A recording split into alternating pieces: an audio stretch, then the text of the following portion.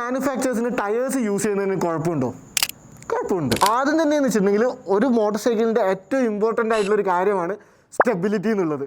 അത് front line stability ആയാലും corner stability ആയാലും അതിന് ഈ രണ്ട് മാനുഫാക്ചേഴ്സിൻ്റെ ഡിഫറെൻറ്റ് ടയേഴ്സ് ഇട്ടാൽ നല്ല രീതിയിൽ ബാധിക്കുന്നതായിരിക്കും. ഒരു വണ്ടിയുടെ ഒരു ഫുൾ പൊട്ടൻഷ്യൽ എക്സ്ട്രാക്ട് ചെയ്തെടുക്കാനുള്ള ഒരു വലിയ തടസ്സമായിട്ട് അത് മാറും. പിന്നെ രണ്ടാമത്തെ കാര്യമാണ് ഏറ്റവും ഇമ്പോർട്ടൻറ്റ് കാര്യം എന്ന് വെച്ചിട്ടുണ്ടെങ്കിൽ നമ്മുടെ ഇപ്പോഴത്തെ വെതർ ഭയങ്കര അൺപ്രഡിക്റ്റബിൾ ആണ്. അതായത് ഇപ്പം മഴയായിരിക്കും, പിന്നെ വെയിലായിരിക്കും. അപ്പോൾ അവിടെ ഒരു കാര്യം എന്ന് വെച്ചിട്ടുണ്ടെങ്കിൽ മഴ പെയ്യുമ്പോൾ നമ്മൾ സൂക്ഷിക്കേണ്ട ഒരു കാര്യമുണ്ട്. നിങ്ങൾ ഡിഫറെൻറ്റ് മാനുഫാക്ചേഴ്സിന് ടയർ യൂസ് ചെയ്ത് കഴിഞ്ഞാൽ ഒരു പ്രശ്നം എന്ന് വെച്ചിട്ടുണ്ടെങ്കിൽ അക്കോ പ്ലാനിങ്ങിന് പ്രോപ്പറായിട്ട് പ്രിവെൻറ്റ് ചെയ്യാൻ പറ്റില്ല. സോ ഈ അക്കോ പ്ലാനിങ് എന്ന് പറഞ്ഞിട്ടുണ്ടെങ്കിൽ ബേസിക്കലി നമ്മളൊരു വെള്ളം നിറഞ്ഞൊരു പ്രതലത്തിലൂടെ സഞ്ചരിക്കുമ്പോൾ ടയറിൻ്റെയും റോഡിനെയും നടുക്ക് ഈ വെള്ളം വന്ന് നിന്ന് ആ ഒരു കോൺടാക്ട് ഉണ്ടല്ലോ, ടയറും റോഡുമായിട്ടുള്ള ഒരു കോൺടാക്ട് നഷ്ടപ്പെട്ട് നിങ്ങൾ സ്ലിപ്പായി വീഴാനുള്ള ചാൻസ് ഉണ്ട്. സോ അത് ആ ഒരു അക്കോ പ്ലാനിംഗ് എന്ന് പറഞ്ഞ പ്രോസസ്സിനെ പ്രോപ്പറായിട്ട് പ്രിവെൻറ്റ് ചെയ്യാൻ സെയിം മാനുഫാക്ചേഴ്സിന് ടയർ യൂസ് ചെയ്യുന്നതായിരിക്കും എപ്പോഴും നല്ലത്.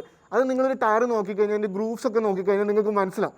അപ്പോൾ ഡിഫറെൻറ്റ് ഗ്രൂപ്പ്സും കാര്യങ്ങൾക്ക് ടയർ യൂസ് ചെയ്ത് കഴിഞ്ഞിട്ടുണ്ടെങ്കിൽ പ്രോപ്പറായിട്ട് ഈ അക്കോ പ്ലാനിങ്ങിന് പ്രിവെൻറ്റ് ചെയ്യാൻ പറ്റാതെ നിങ്ങൾ ചിലപ്പോൾ ഒരു ഹൈ സ്പീഡിൽ വരുമ്പോൾ ഒരു വാട്ടർ ക്രോസിംഗ് കയറാൻ ഇടയായി കഴിഞ്ഞിട്ടുണ്ടെങ്കിൽ വീഴാനുള്ളൊരു ചാൻസ് വളരെ വളരെ കൂടുതലാണ്.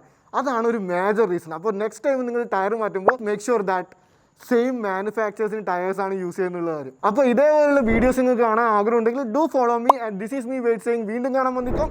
Till then bye by.